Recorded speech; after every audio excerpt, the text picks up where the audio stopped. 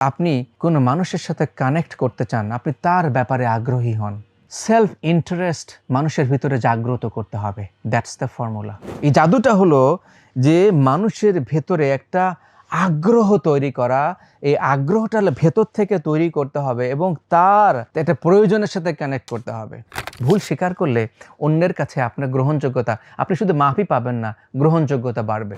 যে কখনো মানুষের দোষ নিয়ে এক্সেসিভলি ফোকাস না করে তাকে অ্যাটাক না করা এবং সেটাকে হাইলাইট না করা। সেই একটা প্রশংসামূলক শব্দ শোনার পরে সে মাথা উঁচিয়ে শুধু তাকায় নেই, তার সাথে আলাপ আলোচনা করেছে, তার সম্পর্কে জানতে চেয়েছে এবং তাকে ভালোভাবে সেবা দিয়েছে।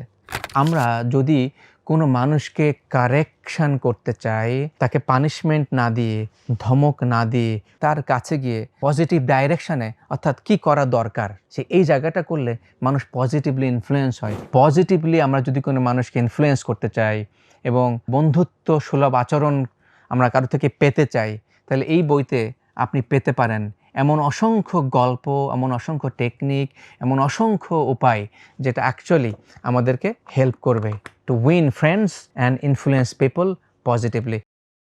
আসসালামু আলাইকুম, আপনাদের সবাইকে স্বাগত জানাচ্ছি রকমারির বৈঠক এই আয়োজনে। এই এপিসোডে আমাদের সবার পরিচিত, সবার প্রিয় একটা বই, সারা দুনিয়াব্যাপী আমাদের মনে হয় যে বাংলাদেশে কমসে কম 50 লক্ষ মানুষ এই বইটা পড়েছে, আমার ধারণা, এটা আমি বিশ্বাস করি। আমি এই বইটা পড়েছি 1992 সালে। গল্পটা বলবো। বইটার নাম হলো how to win friends and influence people. কে লিখেছেন? Dale Carnegie. এবার আসি যে এই বইটা কেন এত জনপ্রিয়। প্রথমত বইটা লেখা হয়েছে প্রায় শতাধিক বছর হয়ে যাচ্ছে, অলমোস্ট 75 বছরের বেশি। সো যেটা বলছিলাম যে 92 সালে যখন আমি ক্লাস 8-এ পড়ি, আমি তখন ঢাকাতে আসি। ঢাকাতে এসে ঢাকার নীলক্ষেত থেকে ইন্টারেস্টিংলি এই বইটা আমার চোখে পড়ে যে কিভাবে বন্ধু জয় করব এবং মানুষকে প্রভাবিত করব। তখন আমি স্ট্রাগল করতেছিলাম যে ছোটোবেলায় যে কিভাবে বন্ধুত্ব করা যায়, বন্ধুত্ব সংখ্যা কিভাবে বাড়ানো যায়, কিভাবে মানুষের সাথে আসলে বন্ধু হওয়া যায়। যেই কারণে বইটা আমার নজরে পড়লো নীলক্ষেতে। আমি বইটা কিনে নিলাম। 92-র কথা বলছি। আজকে থেকে কত বছর আগে? Quick math. সো অলমোস্ট 33 বছর আগের কথা আমি বলছি। সো আপনারা হয়তো অনেকে শুনছেন যারা হয়তো তখনও হয়তোবা আপনাদের date of birth after that. So interesting fact. So এই বই থেকে আজকে আমি আপনাদেরকে কমসে কম 5টি গল্প বলবো, যেই গল্পগুলো লেখক বলেছেন, ডেল কার্নেগি বলেছেন, এবং এই প্রত্যেকটা গল্পই খুবই সময় উপযোগী। আমি বলবো যে ইট উইনস ওভার টাইম। বলা হয় যে শাশ্বত কাইন্ড অফ ফর্মুলা। এটা সাইকোলজিক্যাল, এটা ইমোশনাল, এটা মানুষকে কীভাবে কানেক্ট করে। সো ভিতরে ইনফ্লুয়েন্স করার যে মানসিকতা ডেল কার্নেগি খুব সুন্দরভাবে তুলে ধরেছেন। গল্প number 1, story number 1। Dale Carnegie বলছে যে তার সিস্টার ইন ল, সে সিস্টার ইন ল তার ছেলেকে চিঠি লিখতো যে ইয়েলে থাকতো, পড়াশোনা করতে গিয়েছে। ডেল কার্নেগিকে বলল সে তার কোনো চিঠির অ্যান্সার করে না। মহা মুশকিল, ছেলে, তার সিস্টার ইন ল, তার ছেলে কোনো চিঠির অ্যান্সার দেয় না। তখনকার দিনে তো আসলে অন্য কিছু ছিল না, তো চিঠির অ্যান্সার দেয় না, কি করা যেতে পারে? ডেল কার্নেগি বলল, দেখো, ভাববার কোনো কারণ নাই, সে চিঠির অ্যান্সার দিবেই দিবে। আমি একটা টেকনিক অ্যাপ্লাই করব, তুমি দেখো সে কী হয়। সে অবশ্যই উত্তর দিবে, কিন্তু সেই চিঠির ভেতরে কোথাও লিখবে না তোমার উত্তরের অপেক্ষায় আছি। দ্যাটস ডেল কার্নেগি বলল। ডেল কার্নেগি যে চিঠিটা যেভাবে লিখলেন, চিঠিতে খুব সংক্ষেপ লেখার পরে সেখানে সে বলল, এই চিঠির সাথে আমি $5 তোমাকে দিলাম, তুমি তোমার জন্য খরচ করো। অলমোস্ট 100 বছর আগে $5 দাম কিন্তু ভাই এখনকার দিনের $5000 ইকুইভ্যালেন্ট হতে পারে, বা সমপরিমাণ ভ্যালু তখনকার সময় ছিল। $5 দিলাম, এই $5 তুমি তোমার মতো খরচ করো। তারপর ইন্টারেস্টিং ফ্যাক্ট, ডেল কার্নেগি যেটা করেছে যে ওই খামের ভিতরে $5টা দেয় নাই। এটা হলো ম্যাজিক। ছেলেটি চিঠি পাওয়ার পরে চিঠি পড়লো যে আমাকে $5 দেওয়া হয়েছে, কিন্তু চিঠির সাথে $5 নাই। গেস হোয়াট, কী হতে পারে? সে চিঠি অ্যান্সার করলো যে তুমি তো আমাকে $5 পাঠানো এখানে দিয়েছো বলেছো, কিন্তু আমি তো $5 পেলাম না খামের ভিতরে। এটাই হলো জাদু। এই জাদুটা হলো যে মানুষের ভেতরে একটা আগ্রহ তৈরি করা। এই আগ্রহটা ভেতর থেকে তৈরি করতে হবে এবং তার একটা প্রয়োজনের সাথে কানেক্ট করতে হবে। এখানে লেখক ডেল কার্নেগি যেটা বলছেন যে আমি যখন বলেছি চিঠিতে তোমাকে $5 দিলাম, এই $5 দিয়ে তুমি তোমার মতো খরচ করো, কিন্তু আমি দিলাম না। তো এটাকে বলে সে তাকে কানেক্ট করেছে, তুমি $5 এটা দিয়ে যা খুশি তাই করবা, তোমার যা ডিমান্ড আছে, তোমার যা চাহিদা আছে, তুমি যা খুশি করো। ব্যাপারটা হলো কিন্তু ডলার সেখানে নাই। ডেল কার্নেগি যেটা বলছে যে সেলফ ইন্টারেস্ট মানুষের ভিতরে জাগ্রত করতে হবে, দ্যাটস দ্য ফর্মুলা। অর্থাৎ আপনি কোনো মানুষের সাথে কানেক্ট করতে চান, আপনি তার ব্যাপারে আগ্রহী হন, তার ব্যাপারে খোঁজ নেন, তার ব্যাপারে কথা বলুন। আমরা যদি লেখক এখানে বলছেন যে আপনি অন্যের সাথে, এই চিঠি থেকে আমরা বের হয়ে আসি সেলফ ইন্টারেস্ট। ধরুন আপনি কারোর সাথে কথা বলছেন, আপনি তার সাথে কথা বলার সময় শুধু কি নিজের কথাই বলবেন, নিজের বড়ত্ব কথা বলবেন, নিজের বিজনেস সম্পর্কে বলবেন, নিজের চাকরি সম্পর্কে বলবেন, দেখো চাকরিতে আমি এই করেছি, এত প্রমোশন, বা আমি অনেক বড় হয়ে গেছি, আমি অনেক বড় সেলিব্রিটি, আমি অনেক বড় বিজনেসম্যান, আমি বলছে আমিত্ব থেকে বের হয়ে এসে লেখক বলছে অন্যের প্রতি আগ্রহ দেখাও, তার কথা শুনতে চাও, তার ব্যাপারটা বোঝার চেষ্টা করো, তাকে কোয়েশ্চেন করো। তাহলে সেই ব্যক্তি, অপর ব্যক্তি ভাববে এই ব্যক্তি আমার সম্পর্কে আগ্রহ, আমার সম্পর্কে ইন্টারেস্টেড, সো তখন সে অ্যাটেনশনটা দিবে। দ্যাটস ওয়াই এই বইটির নাম কি? How to win friends and influence. অন্যকে প্রভাবিত করুন। চিঠি দিয়েছে, বলেছে টাকা দিলাম, তুমি তোমার মতো ব্যবহার করো, কিন্তু টাকাটা দেয় নাই। তার আগ্রহ তৈরি হবে না 100%। এবং সে রিটার্ন চিঠি লিখেছে, যেই চিঠি এতদিন তার মাকে সামহাট সে দেয় নাই, রেসপন্ড করে নাই, কিন্তু এইবার ম্যাজিক, আমার টাকা কই, তুমি তো বললে $5। সো এইভাবেই কাজ করবে, আপনি অন্যের ব্যাপারে আগ্রহী হন। খুব রিসেন্টলি আমি আমার অফিসের জন্য বাড়ি দেখছিলাম। সো আমি বাড়িওয়ালের কাছে গিয়ে তার ব্যাপারে সেম ফর্মুলা অ্যাপ্লাই করেছি। আমি তার ব্যাপারে শুনতে চেয়েছি, তার সফলতার গল্প শুনতে চেয়েছি, সে কিভাবে এই প্রফেশনে আসলো। সে 1 ঘন্টা আমার সাথে গল্প বলেছে। আমি সেম ফর্মুলা অ্যাপ্লাই করেছি। সো আমিও আপনাকে বলছি যে এই বইতে ডেল কার্নেগি যেভাবে এটাকে ভেঙেছেন, সেলফ ইন্টারেস্ট তৈরি করার tactics, tools, methods, process, guidelines, আর কি নাই, কি দরকার, অ্যাপ্লাই করলে আপনি মানুষকে খুব সহজেই ইনফ্লুয়েন্স করতে পারবেন, পজিটিভভাবে ইয়েস বলতে পারবেন। সেকেন্ড স্টোরি যেটা ডেল কার্নেগি এই বইতে শেয়ার করছেন, একটা পুলিশম্যানের গল্প, দ্য পুলিশম্যান। নিউ ইয়র্কের রাস্তায়, ধরে নেন এটা উনি আমেরিকার কথা বলছে, আমরা বাংলাদেশের সাথে মেলাতে পারবো। রাস্তায় পুলিশম্যান হাঁটতেছে, একজন ব্যক্তি তার পোষা কুকুর নিয়ে হাঁটতেছে, এবং বাইরের দেশের নিয়ম হলো যে পোষা কুকুরের সাথে গলায় ফিতা বাঁধা থাকতে হবে, রশি দিয়ে হাতে নিয়ে আপনি হাঁটবেন, তা না হলে এটা আইনগতভাবে আপনি ব্রিচ করছেন। সো নিউ ইয়র্কে এক ভদ্রলোক, তাকে ওয়ার্নিং দিয়েছে ওই পুলিশম্যান যে তুমি তোমার কুকুরের গলায় ফিতা বাঁধা নেই এবং তোমার হাতে রশিটা নাই, তো তোমাকে ওয়ার্নিং দিলাম, পরবর্তীতে এটা করবা না, করলে কনসিকুয়েন্সেস হবে, তুমি কিন্তু অ্যারেস্টেড হবা। সো এরকমভাবে একবার দুবার তাকে দিয়েছে। এরকমভাবে পরবর্তীতে আর একবার সেই পুলিশম্যানের সাথে দেখা, গেস হোয়াট, কী হতে পারে? ন্যাচারালি পুলিশম্যান খুব অ্যাংরি হবে, তাকে এবার ধরে নিয়ে যাবে, তাকে অ্যারেস্ট করবে এবং তার পানিশমেন্ট হবে, কেননা তাকে অলরেডি কয়েকবার ওয়ার্নিং দিয়েছে।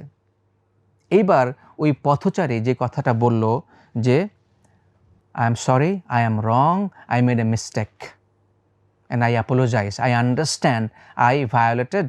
সে দোষ স্বীকার করলো, সে বলল যে আমি ভুল করেছি, আমার দোষ হয়েছে, আমার ভুল হয়েছে। এটাকেই বলছে যে I am wrong strategy.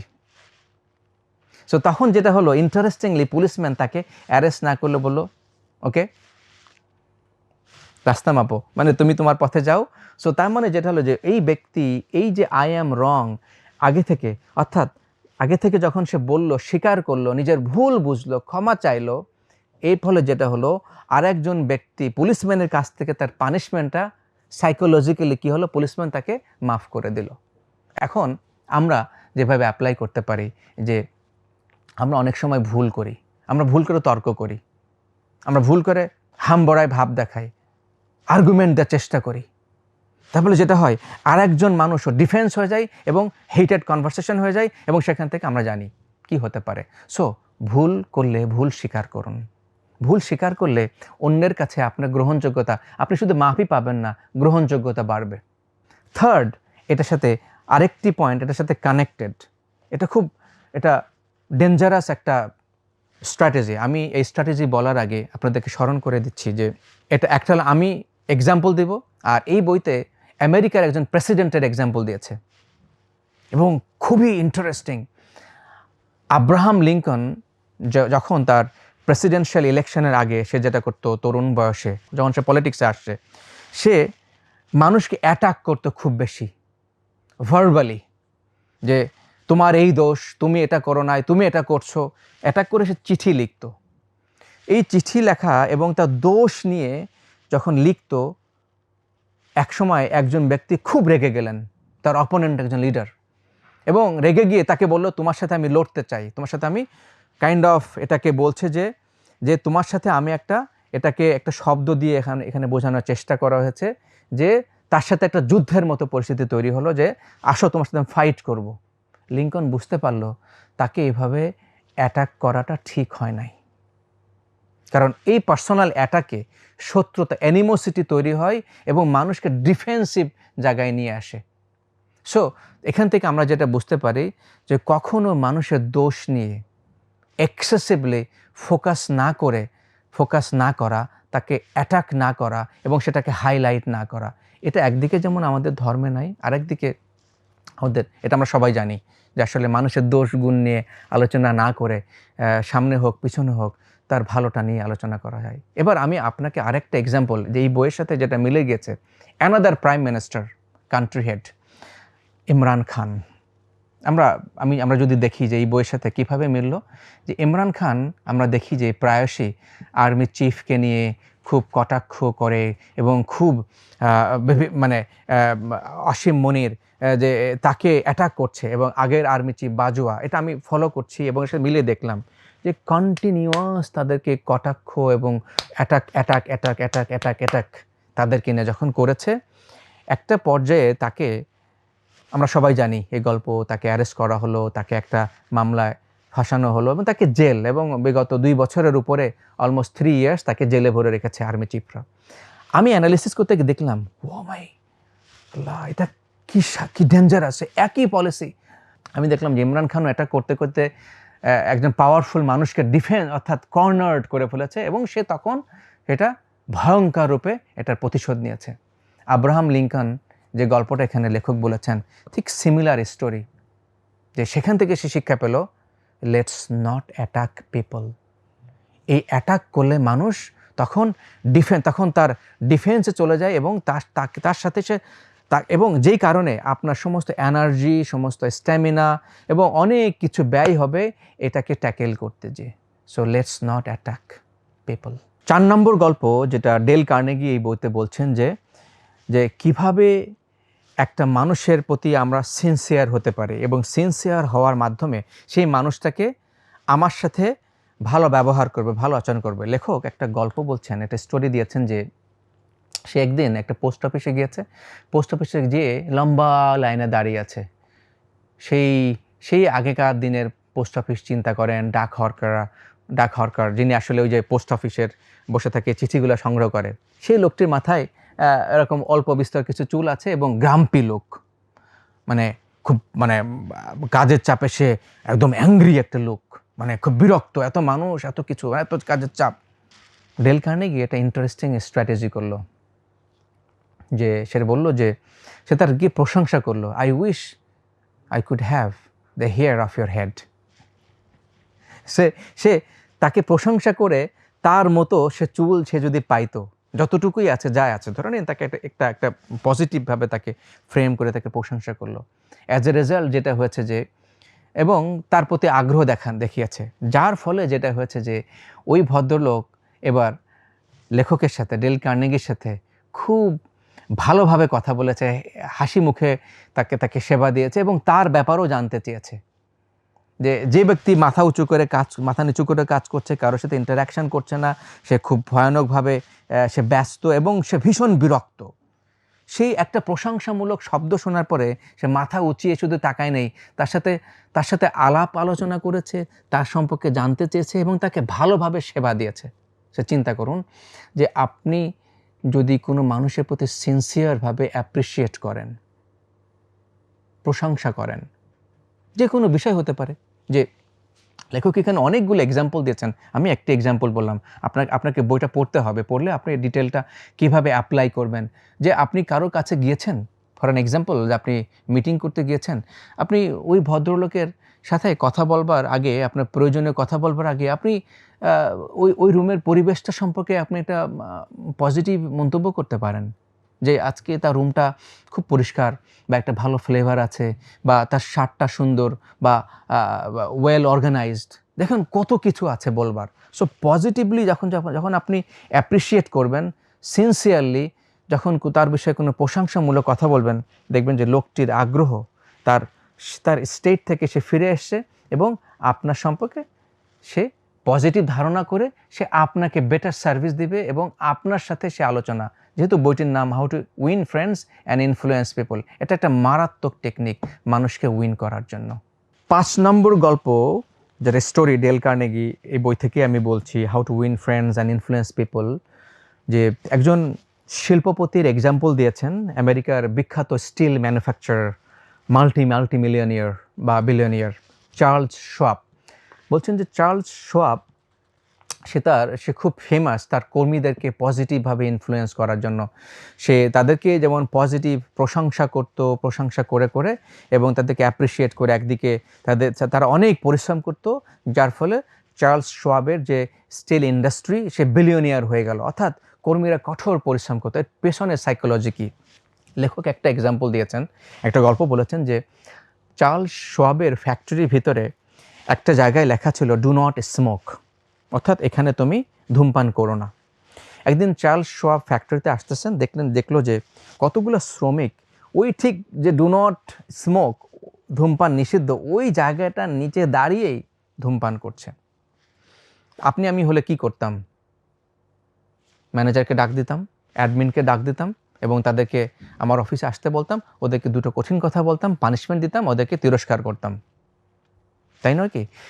Charles শোয়াব interestingly যেটা করেছে, যে সে সেখান থেকে নেমে তাদের কাছে গিয়ে উল্টো তাদের হাতে, লেখক যেটা বলছে যে চুরুট, তাদের হাতে, প্রত্যেকের হাতে একটা করে মনে করেন সিগারেট দিয়েছে। লেখকের কথা, সিগারেট দিয়ে বলছে যে তোমরা এইখানে না, এগুলা ওই একটু বাইরে গিয়ে অন্য কোথাও গিয়ে ধূমপান করো, এগুলোকে ব্যবহার করো। সো এটার পেছনে সাইকোলজিটা কি খেয়াল করুন, যার ফলে এই মানুষগুলা যে ওইখানে একটা মিস্টেক হয়েছে, ওই সাইনের নিচে এসে দাঁড়িয়ে ধূমপান করছে, চার্লস শোয়াব ফ্যাক্টরির মালিক নিজে এসে তাকে উল্টা সিগারেটে দিয়ে বলছে যে তোমরা এগুলাকে একটু কষ্ট করে একটু বাইরে গিয়ে তোমরা এটাকে ব্যবহার করো। তার মানে এই যে নেগেটিভটাকে একটা পজিটিভ অ্যাকশানের মাধ্যমে, পজিটিভ অ্যাকশান, পজিটিভ বিহেভিয়ারের মাধ্যমে, অর্থাৎ ধমক না দিয়ে, পানিশমেন্ট না দিয়ে, তিরস্কার না করে, উল্টো তাকে স্লাইটলি রিওয়ার্ড করে তাকে সঠিক কাজের রাস্তাটা দেখিয়ে দিল, যে তোমরা ওইখানে যেয়ে এই কাজটা করো। মানুষ সাইকোলজিক্যালি তখন সেটাকে পজিটিভলি নেয়। তার মানে যেটা হলো যে আমরা যদি কোনো মানুষকে কারেকশন করতে চাই, তাকে পানিশমেন্ট না দিয়ে, ধমক না দিয়ে, কঠিন কথা না বলে, তাকে ডাইরেক্ট অ্যাডভাইস না দিয়ে, তার কাছে গিয়ে তার ভেতরে ঢুকে ওই ব্যাপারটার পেছনের কারণটা আমরা তার সাথে মিশে kind of little bit of এটা একটু স্ট্রেঞ্জ না, তাকে রিওয়ার্ড করেছে। কিন্তু আমরা বলছি না যে আপনাকে রিওয়ার্ড করতে হবে, আমরা যেটা বলছি যে এই বই থেকে, যে তাকে ডাইরেক্টলি পানিশমেন্ট না দিয়ে তার কাছে গিয়ে, অর্থাৎ তার পজিটিভিটি, তাকে পজিটিভ ডাইরেকশানে, অর্থাৎ কি করা দরকার, ফোকাস, এই জায়গাটা করলে মানুষ পজিটিভলি ইনফ্লুয়েন্স হয় এই ভালো কাজটা করবার জন্য। সো এই 5টা গল্প থেকে বুঝতেই পারছেন যে এই বইটা আমি 30 বছর আগে পড়েছি, যে মানুষকে প্রভাবিত করার জন্য এরকমভাবে অনেকগুলা টেকনিক আছে, যেই টেকনিকগুলা আমরা হয়তো অনেকেই অ্যাপ্লাই করছি, হয়তো অনেকেই অ্যাপ্লাই করছি না। সো কিভাবে, এখানে আরেকটা চ্যাপ্টার আছে যে হাউ টু গেট কোঅপারেশন, একটা মানুষের কিভাবে আপনি সহযোগিতা পাবেন। ধরেন আপনি কারো কাছে সহযোগিতা পাচ্ছেন না, তাহলে সেক্ষেত্রে আপনি কিভাবে সহযোগিতা পাবেন। এই যে আমি রিসেন্টলি যেটা ফেস করেছি, যে বাড়িওয়ালার ম্যানেজার কাইন্ড অফ, আমি যেহেতু জুব্বা পরে গেছি, দাড়ি টুপি আছে, কাইন্ড অফ লিটল বিট আনকোঅপারেটিভ বলতে পারেন, অনেক সময় বোঝা যায়। তো আমি এই পলিসি কিছুটা অ্যাপ্লাই করলাম, যে to have his cooperation. So তার ব্যাপারে কথা বলা, তার ব্যাপারে সিনসিয়ারিটি দেখানো, আগ্রহ দেখানো, এবং দেখা গেল যে সে আমাকে পজিটিভলি কানেক্ট করে, সে আমাকে রিকমেন্ড করছে, এবং হাউ ইট ওয়ার্কস। সো আমরা যদি আমাদের জীবনে এই জিনিসগুলো অ্যাপ্লাই করতে চাই, আমি মনে করি যে পজিটিভলি আমরা যদি কোনো মানুষকে ইনফ্লুয়েন্স করতে চাই, এবং বন্ধুত্ব সুলভ আচরণ আমরা কারো থেকে পেতে চাই, তাহলে এই বইতে আপনি পেতে পারেন এমন অসংখ্য গল্প, এমন অসংখ্য টেকনিক, এমন অসংখ্য উপায়, যেটা অ্যাকচুয়ালি আমাদেরকে হেল্প করবে to win friends and influence people positively. So Dale কার্নেগির এই যে আমার হাতে যেটা আছে, যে স্পেশাল অ্যানিভার্সারি এডিশন, এটা একটা কালজয়ী বুক। আমি সেই 33 বছর আগে পড়েছি। আর আজকে আপনি যদি এই বইটি আপনার সংগ্রহে না থাকে, আমি বলবো যে এখনই রকমারি থেকে আপনি লিঙ্কে গিয়ে অর্ডার করুন। আপনি এই বইটা আজকেই পড়বেন এবং আমাদেরকে জানাবেন যে এই বইটার কোনটা আপনার কাছে ভালো লেগেছে, কোন গল্পটি আপনার কাছে ভালো লেগেছে। আমি তো আপনাকে 5টি গল্পের কথা বললাম, হতে পারে আপনার কাছে এর কোনোটিই ভালো লাগে নাই, হতে পারে আপনার কাছে অন্য একটি গল্প ভালো লেগেছে। কোন গল্পটি আপনার কাছে ভালো লেগেছে এটি জানার অপেক্ষায় থাকলাম। রকমারির বইটাকে সাথেই থাকুন এবং রকমারি থেকে বই অর্ডার করুন এবং অরিজিনাল বই পড়ার অভ্যাস তৈরি করুন এবং নিজের জীবনকে বদলে ফেলুন through winning friends and influencing people. 6 লক্ষাধিক পণ্য আর অসংখ্য সুবিধা নিয়ে আস্থার রকমারি আপনার দোরে। যা কিছু দরকারি সাথে আছে রকমারি। বই ও পণ্য অর্ডার করতে ভিজিট করুন এখনই।